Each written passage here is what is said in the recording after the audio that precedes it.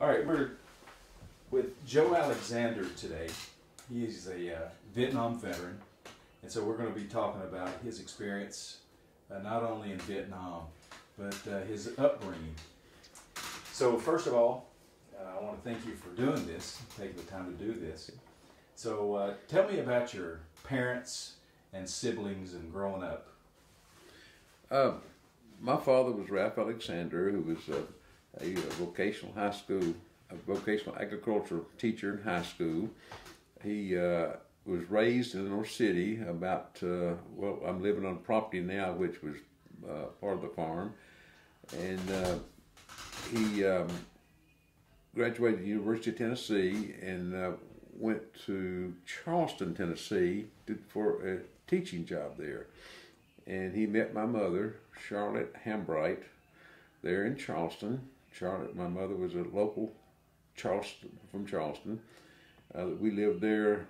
I was born in 45, and we left there in 53 or 54. My father took employment with the Loudon County school system as the vocational agriculture teacher at Loudon High School. And my mother also got a job teaching school at the Loudon Elementary School. And I have a sister, Mary Frances Ladd. She lives in Dyersburg, Tennessee. She's older.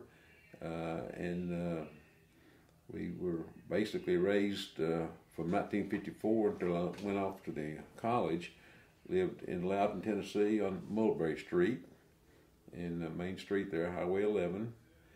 And grew up right there in Loudon. And I guess anything I'm grateful for, it was that I was raised in a small southern town. Do you have memories of growing up there? Yeah. What are some of the good memories you had? The church, I guess, was the biggest part of my life. We excuse me.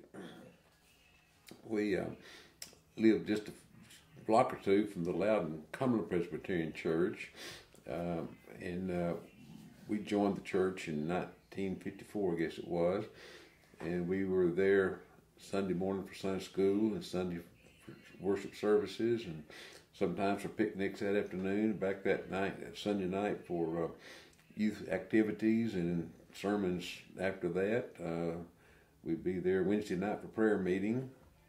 May spend a week or so there at camp meetings or revivals, I guess. So the church itself was probably the mainstay of my time in Loudon, Tennessee, and of course growing up with my neighbors and kids, and we would play together in the lots nearby our houses, and those were all very fond memories of my youth there. So tell me about your elementary and then junior high experiences. When I moved to Loudon, the Loudon Middle School, it wasn't called middle school, I guess was junior high. The junior high had just been built. Okay. I was the first class. I was in the first class that used that building, which is now the Loudon County offices. Yeah. It was 58 or 59. Somewhere along in there, and I went in as I believe it was the 6th grade. Okay. I think it was 4 years there, and I think 6th, 7th, and 8th I was there in that new school. And Mr. Rothwell was the principal. Miss Purdy was one of my teachers. Yeah. I can't recall all of them, but had some really fine teachers at Loudon Elementary School. And you went on to Loudon High School. I did. I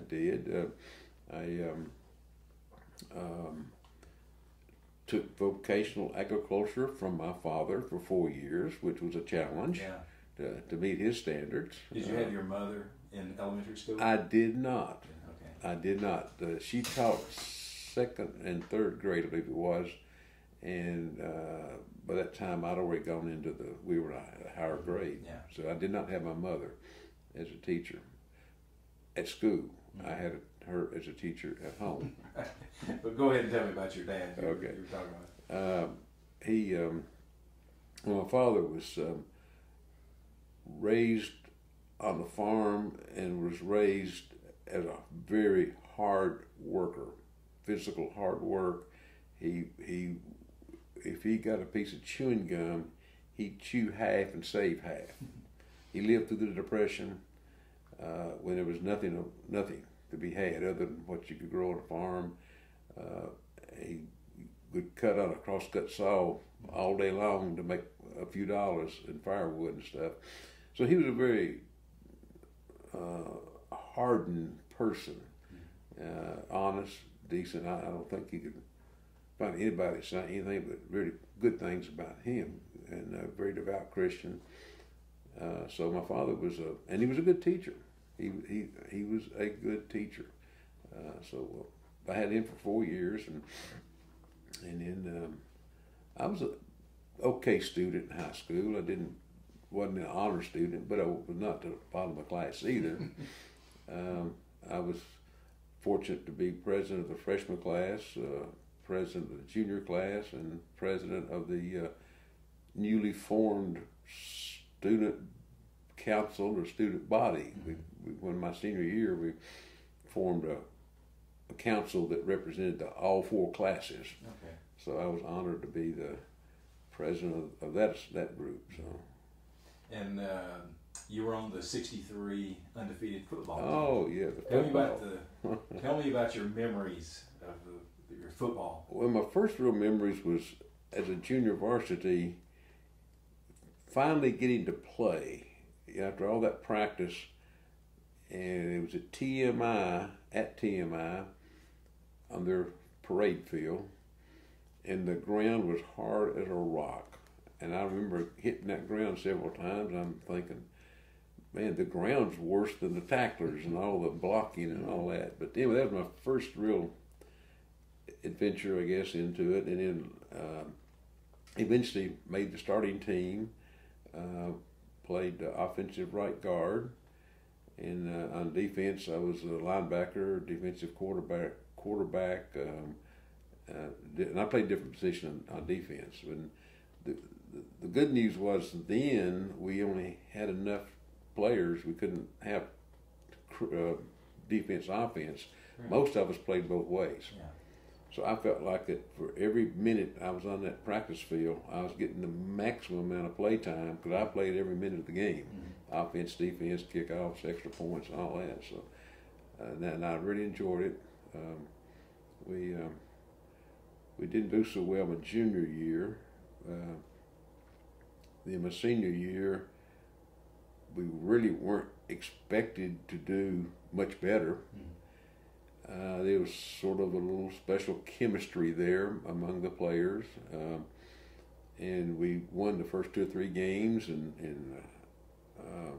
then we had the tragic car accident in which Joe Turpin was killed, along with Jerry Eblin. Jerry was I was a former manager, I think. By then, maybe he'd already graduated. Jacob Jenkins was driving, I think. But anyway, Joe was killed. And Joe was right tackle, I was right guard, and I've still got scars on my right leg where he cleated me when we would do our plays and stuff. But a really great guy. Joe was. Everybody loved him, and he most likely would have played at the University of Tennessee. He had the size, the speed, and Coach Ratledge gave him the heart, and desire. So, and we survived the funeral. The only practice we did that week, we considered canceling the game, but we didn't want to. The team didn't. Was that in the middle of the season? Oh no, it was the third game. But I think we won in the 4th game. I believe is what it was. Now, it was earlier in the season, and it's still warm, and we did a little in shorts preparation on Thursday night just to kind of, because the burial was on Wednesday, as I remember. Okay. And at First Baptist Church there in Loudon, and the seniors were the pallbearers, and I had the back end of the casket. When we went up the steps, all the weight shifted onto me. So, but we really weren't into the game emotionally, of course. Sure. But come game time that Friday night, we came together. Jerry Trout, baby boys, took Joe's place, and we managed to win. Mm-hmm. Okay, as far as playing football for Coach Ratledge, what impact did Coach Ratledge have on you? Well, Coach Ratledge was a mentor. He inspired you in a lot of ways. He just sometimes just chew you up one side and the other, but he inspired you to be a better player, and he was smart. You eventually learned that if you just follow his tactics, you're going to win a game, and he was just an inspiration. I guess looking for the exact word here, but he was a natural leader of players, and he was always planning and plotting and coming up with schemes and ideas on how to better practice and how to, because we had limited things. Our practice was just very little. We had a little sled we'd push on, but Coach Ratledge was, and he was very understanding of boys, meaning that, we get in a little trouble. Well, yeah, he'd paddle us, but he wasn't. He understood, that we're boys. He didn't let it go from one day to the next. That's exact. He wouldn't. He never seemed to carry a grudge of any sort. And one particular play, Butch was the quarterback. I was the offensive right guard, and Butch in the huddle he calls 44 counter. 44 counter bootleg right. And each one of those had a meaning. Mm-hmm. And I knew my job was to leave my position and go and protect Butch, because he's going to be back there doing something. I don't know whether he's going to pass or what. Anyway, my job was to protect Butch Crabtree. And I go up the line of scrimmage, I'm thinking, okay, I'm going through this 44 counter bootleg right. I'm trying to decide, do I go left or I go right? Well, I pull out, I go to the right, and I go running over here to block somebody, and nobody there. And by the time I get there, I hear this home team go, ooh, and I heard the leather hit. I turned around, and Butch had gone the other way, and they smacked him. Oh, they about three of them just knocked him to the ground. And I thought, okay, I went the wrong way. So I'm maybe 10 yards at the most from the sideline. So I turned back around, and there's Coach Ratledge looking right straight at me.